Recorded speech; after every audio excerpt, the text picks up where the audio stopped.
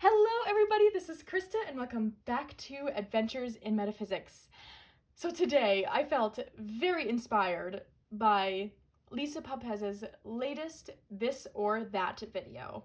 Now, this is a series that she does on her channel where she goes through her decks and pulls out some pairings of decks where she kind of feels like she gets a similar feeling or gets similar work out of these decks. So it's kind of in an effort to pare down her collection, she kind of goes through and two decks where the goal is to pick one or the other, not keep both.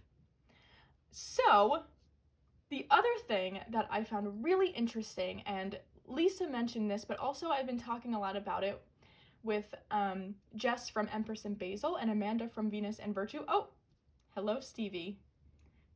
She's been making quite the entrances lately. Hello?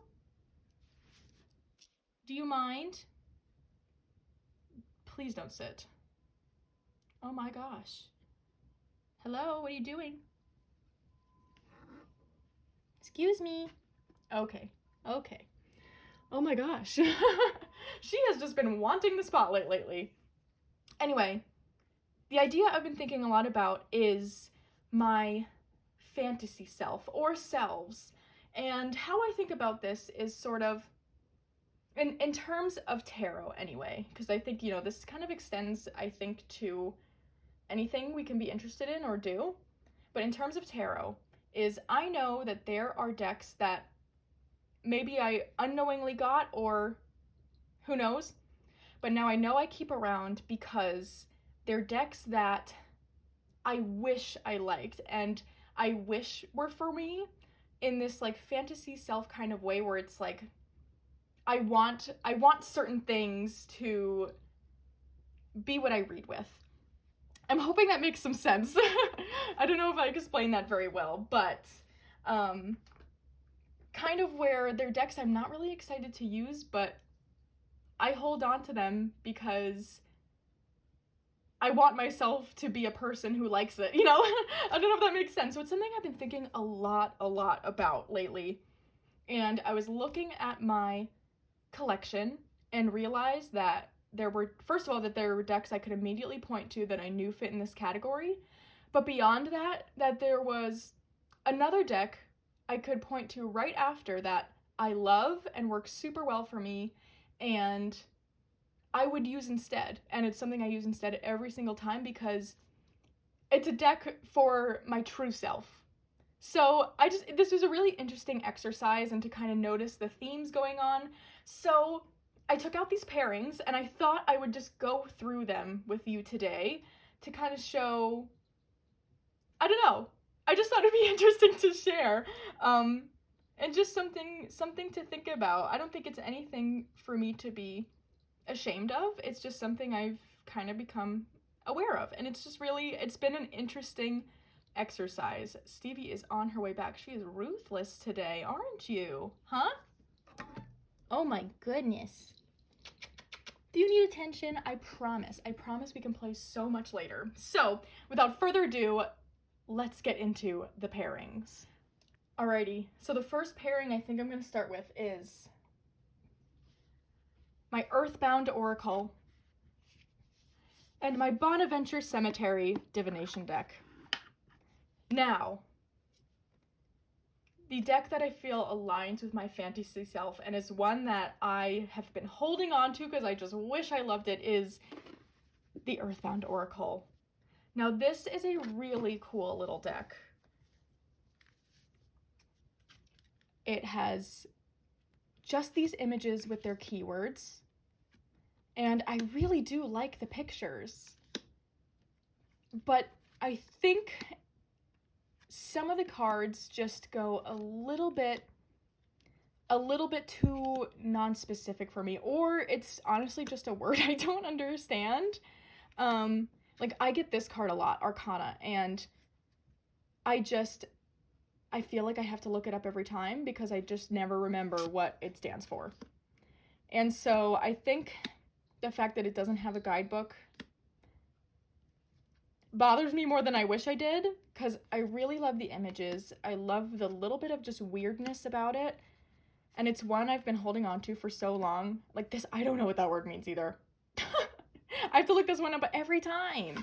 So I know it doesn't work, but I hold on to it because it's one that I just wish I did. Like this kind of little bit spooky, kind of pretty creepy is sometimes a style that I want to take on, but doesn't really always tend to align with how I read. And this one really doesn't. So, as much as I love the images, I just... We're accepting that keeping this is totally a fantasy self thing, and that's okay. And I'm hoping this doesn't get too repetitive because, like, there are each pairing has one that is a fantasy self. So I'll try and not repeat myself too much. But, so what's happening with the fantasy self ones is I'm not, rushing to get rid of them. They're going to go in my timeout bin, and we're going to see how I feel. Because regardless, I brought these decks in because I was interested in some way, shape, or form. And who knows, maybe they came in to teach me this lesson, and that's okay. But on the off chance that I do want to use it again, they're going to sit in timeout for a while, and we're going to see what happens. But the deck that I feel like fills that hole for me, but is just like, it's just perfect for me, are these Holly Oddly divination decks. Because they are very similar, where they just have these single images on the cards with single keywords. And so this also, the Earthbound Oracle I find is really great as a clarifier. So not one to necessarily pull on its own. Where this deck, I feel like does the same thing. I can pull it as a clarifier, but I do feel like I can use it in a regular oracle kind of way, where I pull it to start my reading. So it's a little bit more multi-use. I love how her illustration style is creepy, but leans towards that cute. And that's what I've kind of realized about myself, is that sometimes I just really need things to lean a little bit towards that cute, and that's okay. But the other thing I really like is that it does have a guidebook. So each of these cards, as you'll see, has a number, and you go through and you get just a little sentence to go with each of the cards. So that is very helpful for me, because sometimes I'll pull a card and I know exactly what it means, and I don't need to. But for the times when I'm reading for myself, I feel like sometimes I'm adding in some bias. I like having a guidebook so I can look at that meaning and get myself out of my own head a little bit. So this is the Bonaventure Cemetery divination deck, and this fills that true self hole for me when it comes to the Earthbound Oracle. All right, we're just going to go in order of what's next to me. So next up we have the Seed and Sickle Oracle and the Herb Crafter's Tarot. So I may have mentioned before that me and the Herb Crafter's Tarot have had quite a back and forth relationship. We'll open that one up first, because this is the Fantasy Self deck. I think this artwork is so beautiful. I love the idea of it. But I think it goes a little bit more intensely into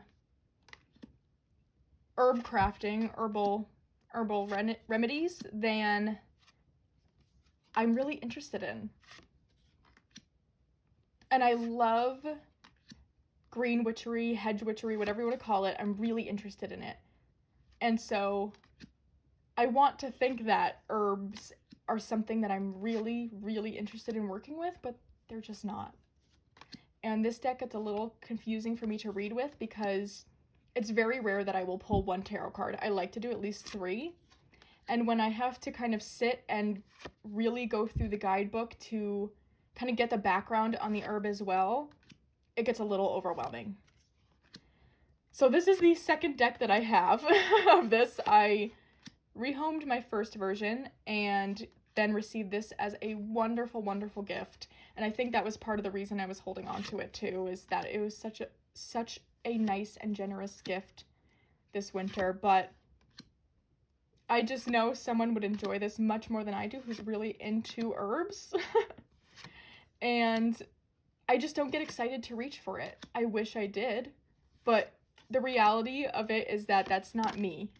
And we are learning to kind of find excitement in the fact that, like, I feel like I am being led to a sense of true self through this means, which sounds kind of funny and backwards, but that's kind of how I'm looking at it. So, the Herb Crafter's Tarot.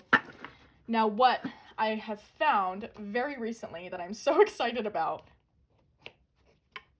works better for me, is the Seed and Sickle Oracle. Now, I think what it is that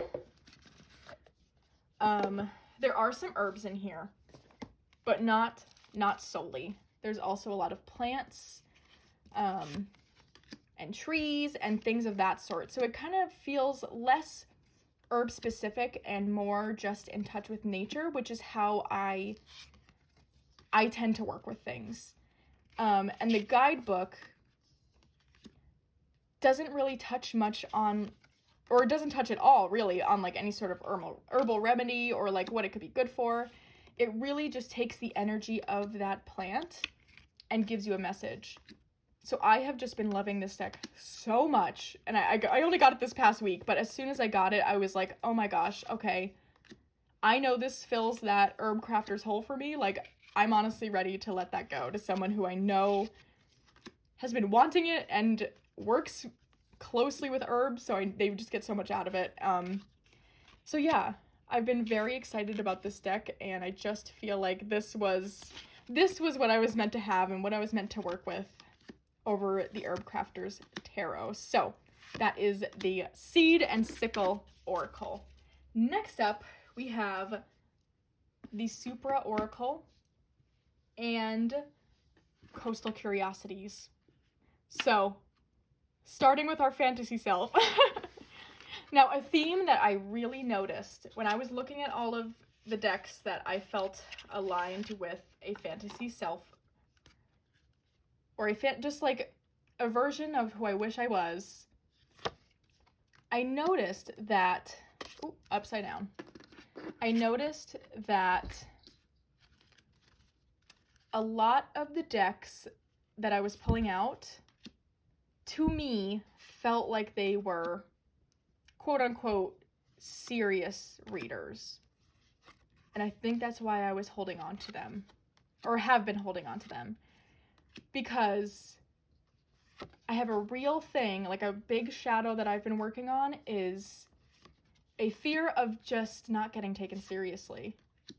So I think part of me wishes I liked these decks because they do look a little bit, more serious, in my opinion.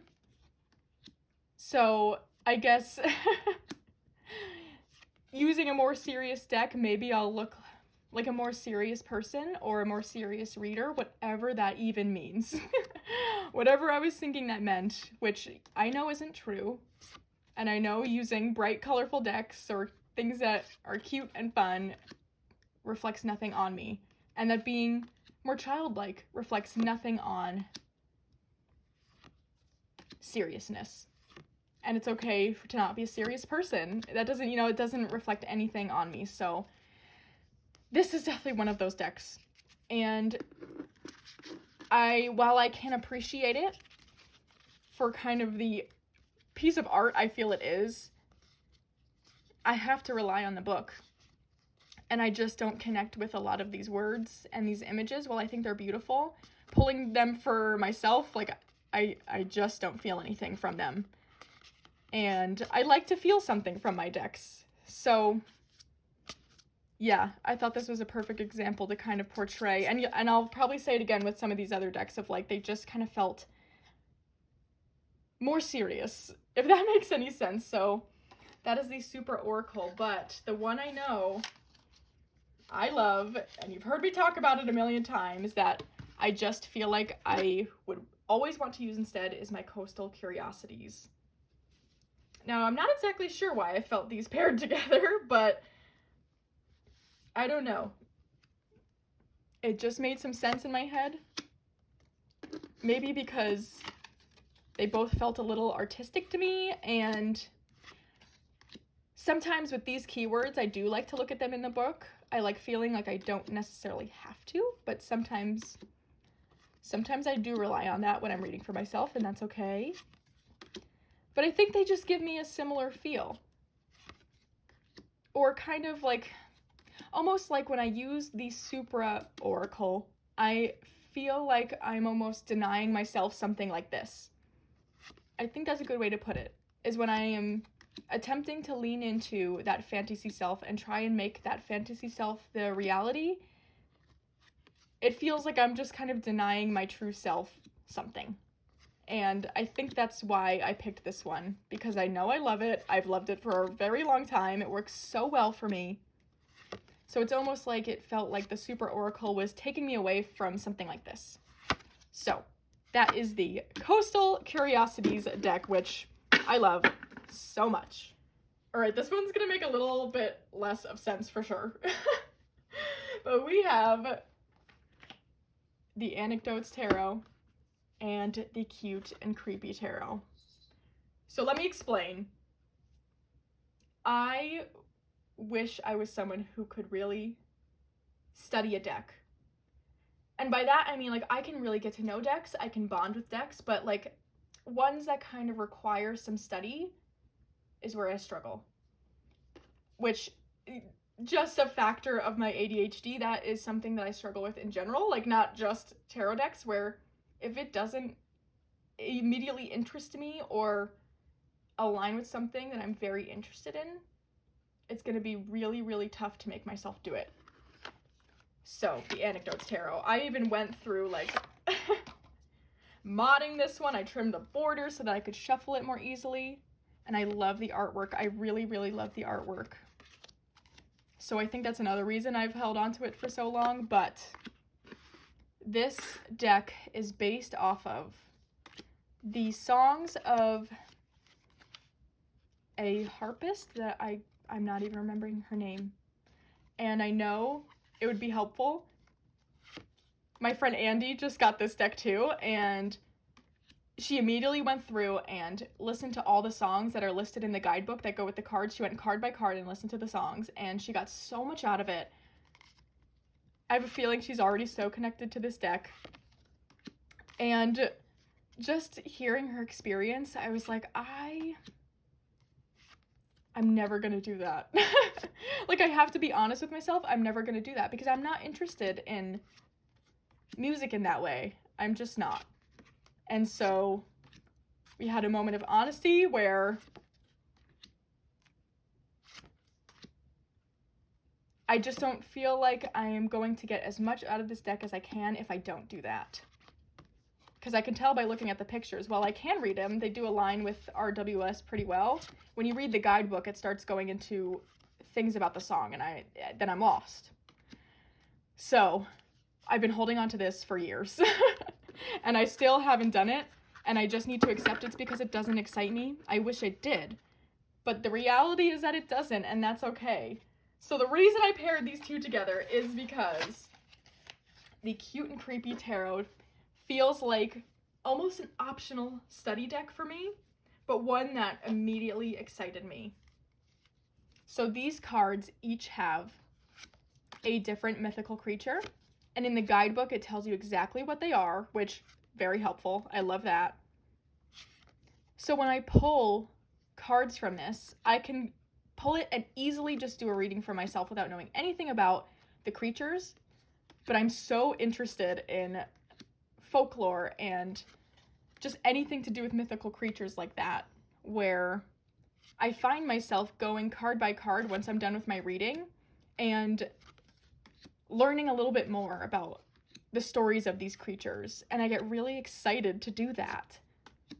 So if I'm gonna have a study deck, I'm gonna want it to align with things that I already know catch my interest, and that's stories.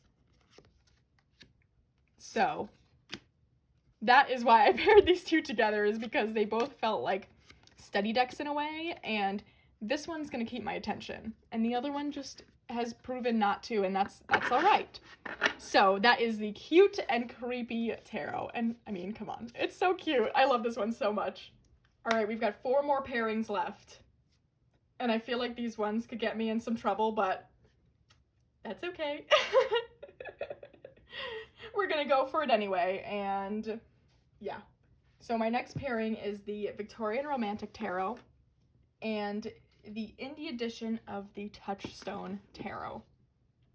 Now, I studied art history a bit in high school and college, and I do really love it. It's a topic that I'm for sure interested in. So when I see kind of found art decks, I always want to get them because I'm like, oh, art history, like, I love learning about that. Combined with that, it does look a little bit more like a serious deck. So, of course I'm gonna love it.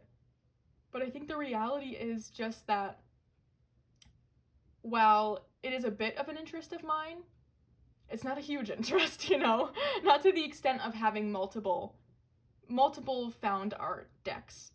So, the one that I know I got purely because it aligned with that art history feeling is the Touchstone Tarot.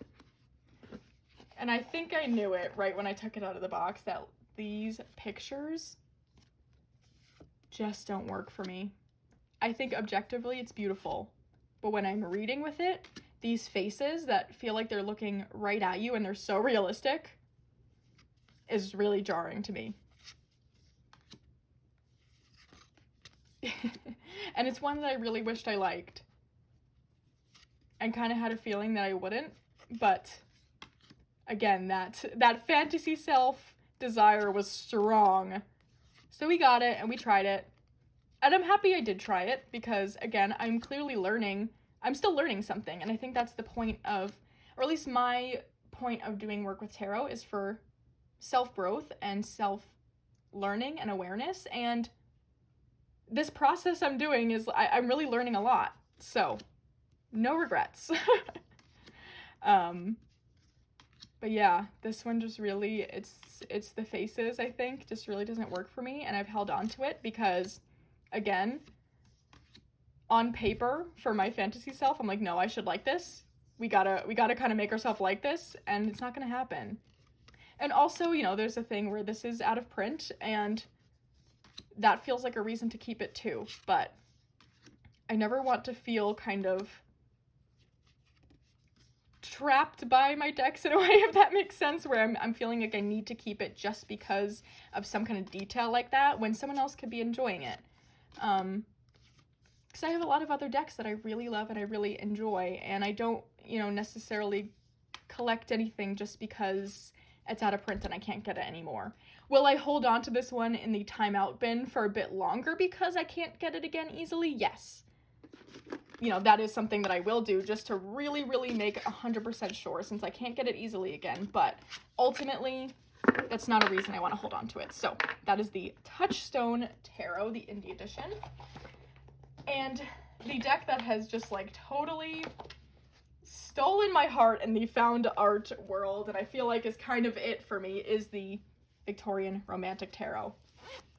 And I do think it's because, or the reason that I kind of find that I love this one so much and just like get more feeling from it is because the creators, while it is found art, they did go in and kind of add the details of the cold foil stamping and put a lot of kind of heart and work into it, I think.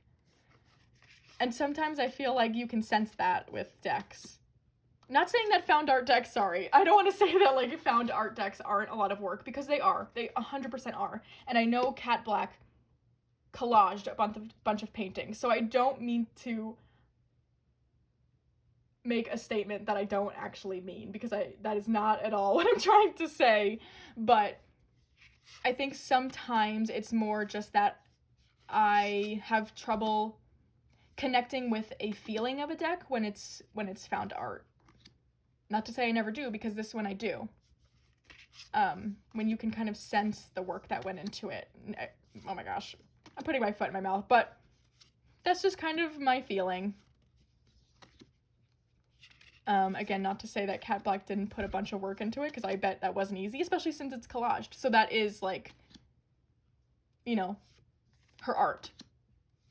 But this one just tends to give me a lot more emotion, and I like that it seems more like they are paintings, so they don't feel so, the faces don't feel realistic to me, and like they are looking directly at me. I think that was really bothering me. So I've just connected really well with this deck. I really love it. And I think it adds that bit of whimsy that I need. And I'm discovering that I need. So, that is the Victorian Romantic Tarot, and I've been just over the moon happy with it.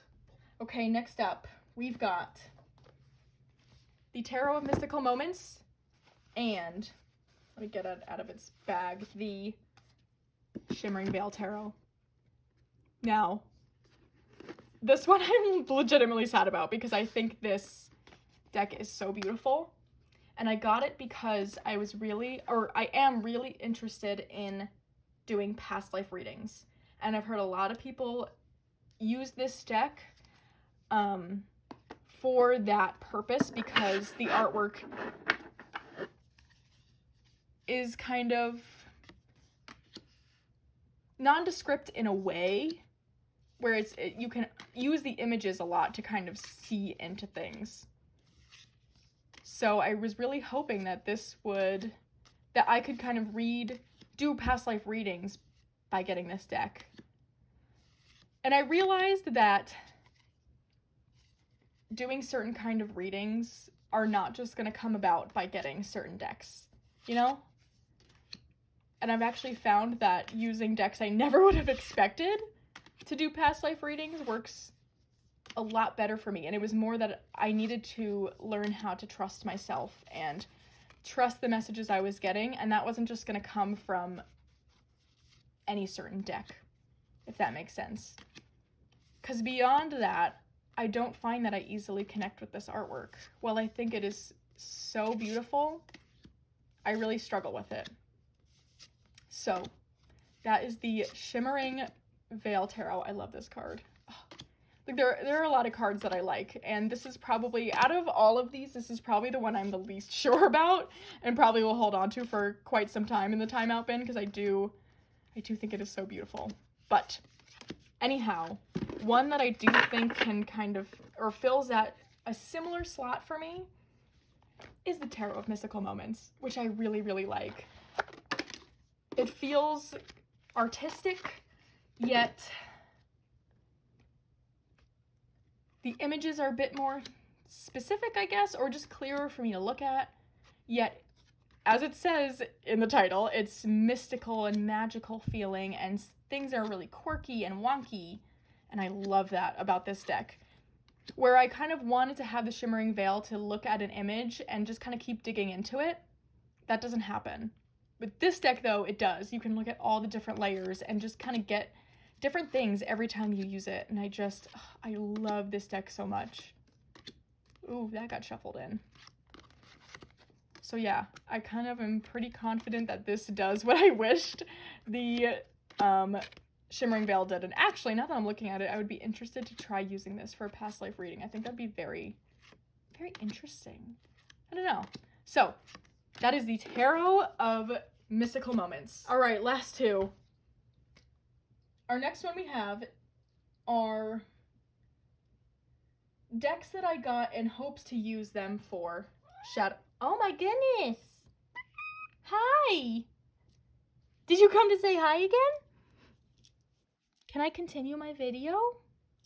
Would that be okay? Oh my goodness, she is being such a ham today, huh? Yeah? Are you gonna be okay? For another, 5 to 10 minutes? I think she will. You are so cute, though. You are so cute, I promise. She's gonna get so much playtime after this because she is being so stinking cute. Anyway, both of these I got because they felt shadowy to me, and I thought they would kind of help me with shadow work. And you know what? Let's just put them out. So we have the El Goliath Tarot. and the Samia Tarot. So, we're going to talk about the Samia Tarot first, as we've been doing, because I've seen so many people using this for shadow work and saw how much they got out of it, and it was kind of a feeling of, I really want that to work for me too. And it's so like beautiful and like serious and almost like esoteric looking. And I think I need to admit, while I'm interested in esoteric topics, I am by no sense of the word an esoteric person. And that, again, that's okay. It doesn't say anything about my practice or my reading. Any of those things I'm putting there myself. That's not coming from the outside. It's from myself and how I'm perceiving and comparing. So, this deck, the photographs are really gorgeous. And they were taken very, very close to my hometown. And I wanted there to be a connection for that reason too, I think. Or I know. But it's another one where it felt like it should have given me a really strong feeling, and it just hasn't so far. I don't really find that I connect with it much at all. I don't know what it is, honestly. I almost wonder if sometimes I kind of just find it a bit boring. And again, it's because I'm not catering to my true self. So, yeah, I don't know. This one just hasn't worked out for me. And again, I think it's because it's one that I just wanted to work. But it's just not very me at all, you know? And that's okay. I'm glad I tried it out. And this one, you know, again, we're going to think on this one because I do have that attachment where it feels connected to kind of where I grew up. So I'd be interested to explore that a little bit rather than putting this like shadow work label on it. Now the one that has been really working is the Goliath. And I think it's because, I mean, we all know how much I love animals and animal decks. And this deck utilizes images of animals to kind of give off a shadowy feel. And I have just loved using it for that kind of work. I can use it for, you know, other things too. It doesn't feel weird too, but I've just had really, really powerful and impactful readings from this in a shadow work sense.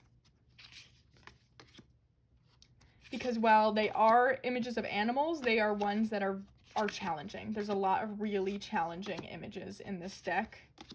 Like the polar bear that we passed by. The devil is really challenging for me. It shows a bit of the dark side of the animal kingdom, I guess. And like that tower, oh my gosh. Like this evokes feelings from me. And I think it's because, you know, I connect really well to animals. My true self is very connected to that energy. So this is what really works. And so that's, you know, there's no reason to hold on to things that I feel like should do the same thing for me when they don't. Because I have this that works so amazingly well. So this is the Goliath Tarot. All right, we are down to our last pairing. And this is the spicy one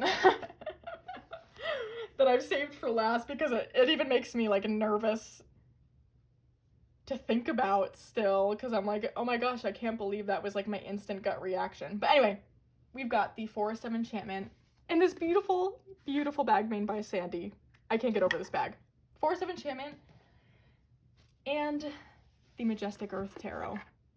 So let's just get these cards out. Now this is one, I don't even know if there's anything really that different to say than what I said about my other kind of art decks. But this one feels really serious in a way that I've had trouble connecting to because I'm not a serious person. Not saying that I can't be serious or that like you know, anything connected to responsibility. But I just feel a bit of a disconnect, I think, in that way. Where again, like, these images just don't really evoke much emotion from me. And I don't know. It feels a little bit cut and dry, and that doesn't totally work for my reading style. And this is one, like, I really, really wishes it was one that I loved using and did use and got amazing readings from, because it's got the beautiful art that I love, and, you know, just for lack of better words, looks like a serious reader, quote unquote. I'm using quotes there because, again, this is my own, like, shadow work needing to happen definition. As you can tell, like, this has been my big discovery of, like, looking at decks because I perceive them as more serious, when the decks that I love and use all along have been perfectly fine in that sense. And it doesn't say anything about the quality of my readings. So I think this is one. And another one, like, this is very out of print, so I think I've held on to it for that reason. And will continue, again, to hold on to it in that timeout bin, because I do think it's one that I could see myself coming back to, because I just love the natural landscapes so much. I really do. But I just have a feeling that if I'm going to want to use an art deck, it's going to be the Victorian Romantic as of now. But if I'm wanting to connect to nature, I want some magic in there. And that's what the Forest of Enchantment gives me. Because when I am out in nature, what I perceive is that there is magic happening. And hopefully that doesn't sound silly in any way, but that's kind of just how I see the world. And where that childlike personality comes out is that I do very much still believe there is magic out there. So if I'm on a walk in the woods, it's not even a second guess where I'm like, yeah, there's fairies around me, or like, oh, I bet, like, there's some goblins that live in that tree. You see that hole? Like, that's a goblin door, like, no doubt about it. Or those animals are talking to each other and I know it. And, like, not in like a unhinged sense, you know, where I'm not hallucinating, I swear, but it's just this belief I've had from childhood that has never left, and it's something I really love about myself. And this deck is so magical and filled with all those magical things that if I am connecting to nature, this is the one I bring with me. And I bring my fairy deck because I very much believe that's what's going on. And I don't want to change that, you know? And I think sometimes the majestic earth, to me, feels like myself trying to change that. And I don't know, I don't want to. I really like, as I'm discovering this, like, I'm just feeling such a wholeness within myself, because I'm learning to just, like, really love these things about myself, and this wonder that I've held on to for 25 years, you know? So this is the Forest of Enchantment, and it's so special, and I love this deck so much.